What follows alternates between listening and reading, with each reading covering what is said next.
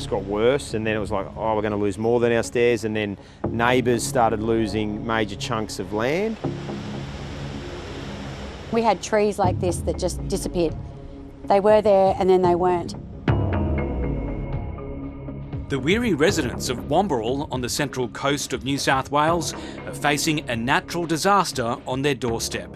Some were forced to evacuate their homes after rough seas smashed into the coast more than a week ago. Steps floating past, then another set of steps floating past, metal, massive amounts of asbestos.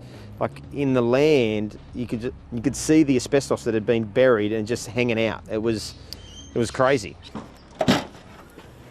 Chris and Kylie Rogers and their 2 girls grabbed what they could and are now living at a neighbour's place until it's safe to return to their damaged property. And they're saying that's been compromised. So that's gone a couple of inches down, but a couple of inches will turn into many metres very, very quickly. Emotional and draining, and Sukilala is an underestimation of how it's been. Yeah, but we're alive and we're safe. Up the road, this is what's left of Gordon Carl's home. When my neighbours' parts of the dunes started disappearing and my front deck started collapsing into their place, I knew we were in a bit of trouble. You accept that you live by the ocean and that if the ocean really, really wants it, it will take it. We moved in a couple of sofas from the house, a single bed. We dragged the parrots down, the dogs, a car fridge, my daughter's bed, and that was about all we had time to do. Gordon and his family are now living in a granny flat and a caravan on their property. The house has been in the family since the 1990s, but they chose to live there for the idyllic lifestyle. I'm not jealous of any other mansion in any other country, in any other location. I just want my little house on the beach. I have every intention of having my little gravestone in the backyard up here. This is it. This is my spot. The storm surge of 2020 is eerily familiar to scenes from decades ago, when houses at Wamberal collapsed into the sea in 1978. More damage came in 2016. What's happening here is something that we've known would happen for something like 40 years. It's easy to see why many Australians might want to live in a stunning location like this one. But with the ocean continuing to advance and sea level rises expected in the future, how long can we afford to live this way? Forever. I would say forever. Engineering, from an engineering point of view, look at Dubai, look at Hong Kong. You may have to re-nourish with sand and whatever over the course, but for at least 100 years. It is going to be repeating, and unless there's a proper solution in place, then you're going to see this happening again and again.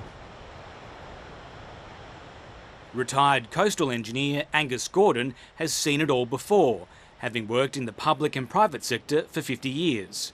He says a long-term solution is needed nationally. This is a natural disaster, and it's the same as whether it's bushfires or floods. There needs to be an understanding that this is a major disaster. There is just a kind of an avoidance of national disaster management, really. There's a lot of people, a lot of politicians saying they're doing something, but they're not really. All along Australia's coastline, communities are at risk from erosion, with the federal government in 2011 identifying 39,000 buildings within 110 metres of the coast. And Stockton Beach in Newcastle has taken another battering this winter. 730 visited the beach late last year, and more than 6 months on, the beach has receded further. You could feel a bit of a cloud over the suburb itself, but this time in particular, we thought it couldn't get any worse, but this time it has. The New South Wales government is now considering whether restoring huge amounts of sand on the beach is feasible. How can you not justify the salvage of suburbs and cities and a lifestyle? I mean, Australia has built our lifestyles on the coastline, so I guess we've got to protect that.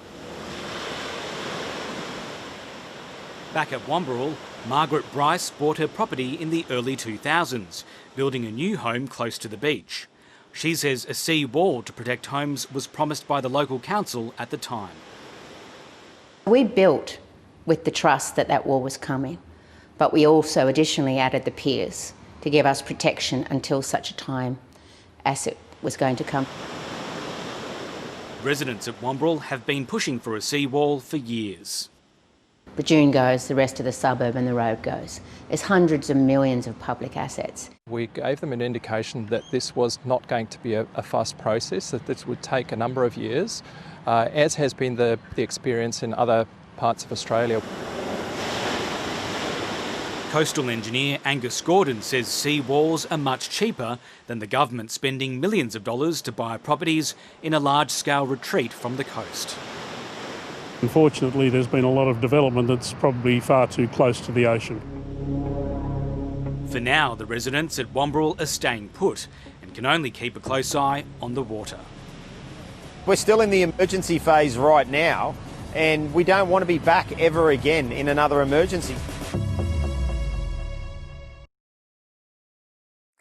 Hi, I'm Lee Sales. Thanks for watching this story. If you'd like to watch more of 7:30's stories, they are on the left of your screen.